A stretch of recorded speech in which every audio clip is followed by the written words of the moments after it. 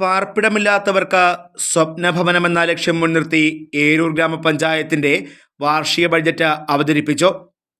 42,70,47,041 രൂപ വരവും 42,26,90,070 രൂപ ചിലവും 43,873 രൂപ മിച്ചവും വരുന്ന ബഡ്ജറ്റാണ് ഏരൂർ ഗ്രാമപഞ്ചായത്ത് വൈസ് പ്രസിഡന്റ് വി രാജി അവതരിപ്പിച്ചത്.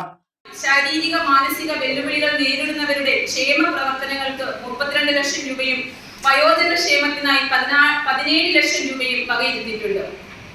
ശുചിത്വ പരിപാടികളുടെ ഭാഗമായി അഴുക്കുചാൽ നിർമ്മാണം, കുടിവെള്ള പദ്ധതിയുടെ ഭാഗമായി ശുദ്ധജല സ്രോതസ്സുകളുടെ നവീകരണം എന്നിവയ്ക്കും തുക വകയിരുത്തിയിട്ടുണ്ട്. പശ്ചാത്തല മേഖലയിൽ റോഡുകളുടെ നിർമ്മാണത്തിനും പുനരുദ്ധാരണത്തിനുമായി 1,91,30,000 രൂപയും തെരുവ് വിളക്കുകൾ സ്ഥാപിക്കുന്നതിനും മെയിൻ്റനൻസ് നടത്തുന്നതിനുമായി 32,60,900 രൂപയും വകയിരുത്തിയിട്ടുണ്ട്. പദ്ധതി ഇതര ചെലവുകളിൽ ക്ഷേമ പെൻഷനുകൾക്കായുള്ള വകയിരുത്തൽ 11 കോടി രൂപയാണ്.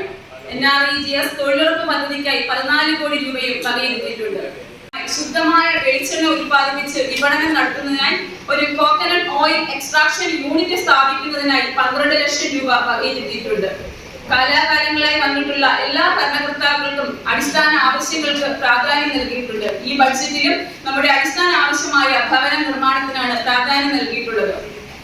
പാർപ്പിട മേഖലയ്ക്ക് പൊതുവിഭാഗത്തിൽ 2,29,44,000 രൂപയും പട്ടികജാതി വിഭാഗത്തിൽ 1,98,18,666 രൂപയും എന്നിങ്ങനെ ആകെ 4,27,62,666 രൂപയാണ് പാർപ്പിട മേഖലയിലെ വകയിരുത്തൽ.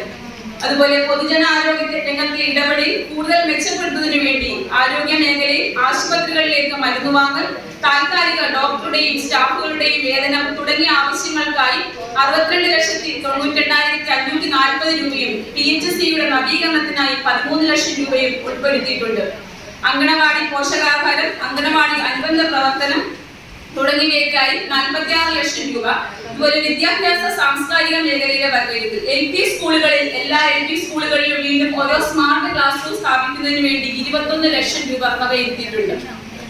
ഇതിനു പുറമെ നമ്മുടെ ഏവരുടെയും ചിരകാല സ്വപ്നമായ കളിസ്ഥലം വാങ്ങുക എന്നത് യാഥാർത്ഥ്യമാക്കുന്നതിനായി ഭൂമി വാങ്ങുന്നതിനായി 25 ലക്ഷം രൂപയും അതുപോലെ ഒരു പ്രധാന പ്രോജക്റ്റായി ഹാപ്പിനെസ് പാർക്ക് നമ്മുടെ നാട്ടിലെ വയോജനങ്ങൾക്ക് വൈകുന്നേരങ്ങളിൽ വന്നിരുന്ന് സംസാരിക്കുന്നതിനും സമയം ചെലവഴിക്കുന്നതിനും സന്തോഷം പകരുന്നതിനായി ഹാപ്പിനെസ് പാർക്ക് സ്ഥാപിക്കുന്നതിനായി 4 ലക്ഷം രൂപയും നീന്തൽ പരിശീലനത്തിനായി 4 ലക്ഷം രൂപയും ഉൾപ്പെടുത്തിയിട്ടുണ്ട്. അതുപോലെ തന്നെ പഞ്ചായത്ത് പ്രസിഡന്റ് അജിത്ത് യോഗത്തിൽ അധ്യക്ഷനായിരുന്നു. സേവന മേഖലയിൽ പാർപ്പിടത്തിനും ആരോഗ്യ മേഖലയ്ക്കും മുൻതൂക്കം നൽകുന്ന ബഡ്ജറ്റാണിത്. പാർപ്പിടമില്ലാത്തവർക്ക് പാർപ്പിട നിർമ്മാണത്തിന് വേണ്ടി 4 കോടി രൂപയാണ് ബഡ്ജറ്റിൽ വകയിരുത്തിയിരിക്കുന്നത്. സ്ത്രീകൾക്കും കുട്ടികൾക്കും വയോജനങ്ങൾക്കുമുള്ള പദ്ധതികൾക്കും മുൻതൂക്കം നൽകുന്നുണ്ട്. പഞ്ചായത്ത് മേഖലയിലൂടെ ജനങ്ങൾ ആവശ്യപ്പെട്ടിട്ടുള്ള റോഡുകളുടെയും പാലങ്ങളുടെയും നിർമ്മാണ പ്രവർത്തനത്തിനും തെരുവിളക്കുകൾ സ്ഥാപിക്കുന്നതിനും മുൻകരുതലുണ്ട്. ക്ഷേമ പ്രവർത്തനത്തിന് പ്രത്യേക തുകയും ഉൾക്കൊള്ളിച്ചിട്ടുണ്ട്. സ്ഥിരം സമിതി അധ്യക്ഷന്മാരായ ഡോൺ വി രാജ, ഷൈൻ ബാബു, ദിവ്യ ജയചന്ദ്രൻ, മുൻ പഞ്ചായത്ത് പ്രസിഡന്റ് ടി അജയൻ, ഗ്രാമപഞ്ചായത്ത് അംഗങ്ങൾ, പഞ്ചായത്ത് ഉദ്യോഗസ്ഥർ എന്നിവർ ബഡ്ജറ്റ് അവതരണ യോഗത്തിൽ പങ്കെടുത്തു. Fox TV news bureau, Eroor.